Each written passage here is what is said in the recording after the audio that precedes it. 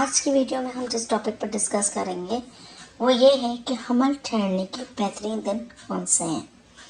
Medical science کے according عام طور پر فیمیلز کو ایک منتھ میں جب اس کے اسپیشل ڈیز یعنی کہ پیریڈ ڈیز ختم ہونے تک اور نیکسٹ منتھ ایام شروع ہونے تک ان کے جسم میں ایک بار بیضہ بنتا ہے اور خارج ہوتا ہے۔ مرد کا مادہ منویہ یعنی کہ اسپرمز فیمیلز کے اندر 3 سے 5 دن تک زندہ رہتے ہیں، جبکہ خاتون کے انڈے کی عمر عام طور پر 4 گھنٹے سے 12 گھنٹے ہوتی ہے۔ نیو ریسرچ کے مطابق اگر خواتین کا انڈا اور مرد کی منی 4 سے 6 گھنٹے تک ساتھ رہیں تو حمل یعنی امید لگنے کے نہایت ہی زیادہ چانسز ہیں اور تقریباً یقیناً مانا جاتا ہے۔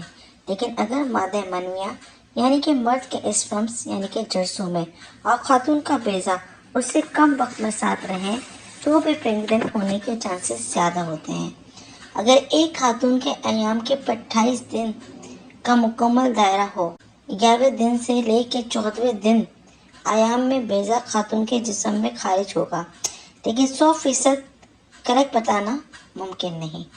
ڈاکٹر عام طور پر میاں بیوی کے لیے خاتون کے ایام ختم ہونے کے بعد کے 7ویں دن سے لے کر 20ویں دن تک اس عرصے میں ہم بستری کرنے کو پریگننٹ ہونے کے لیے بہتر سمجھتے ہیں۔ ایام گزرنے کے بعد وجینا خشک ہو جاتی ہے اور اس میں سروائکل فلوئڈ بالکل نہیں ہوتا۔ پھر کچھ دنوں کے بعد وجینا میں ایک لوبریکینٹ سی فلوئڈ یعنی گم کی طرح چپکنے والا مواد ظاہر ہوتا ہے۔ پھر یہ مانا بہت زیادہ نمدار اور کریم کی طرح سفید ہو جاتا ہے۔ ان دنوں ہم بستری پریگننسی کے لیے مفید ہوتی ہے۔ اس کے بعد وجینا میں سروائکل فلوئڈ مرغی کے کچے انڈے کی سفیدی کی طرح صاف اور پھسلنے والی سی ہو جاتی ہے۔ یہ دن پریگننسی کے لیے انتہائی مفید اور پر امید ہوتے ہیں۔ انتہائی مفید بیضہ کی مدت پوری ہو جانے کے بعد وجینا میں ایک بار پھر سے خشکی ہو جاتی ہے، یعنی کہ اس میں سروائکل فلوئڈ یعنی کہ سیال نہیں رہتا۔ یہ فلوئڈ چیک کرنے کے لیے خواتین انگوٹھے اور شہادت والی انگلی کو وجینا کے نچلے حصے کے اندر کر کے باہر نکال کر فلوئڈ چیک کر سکتی ہیں۔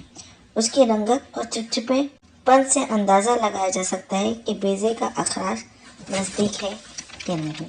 تو یہ ہے اسپیشل ڈیز جس میں اگر میاں بیوی ہم بستری کریں تو یہاں حمل ٹھہرنے کے چانسز بہت زیادہ ہوتے ہیں۔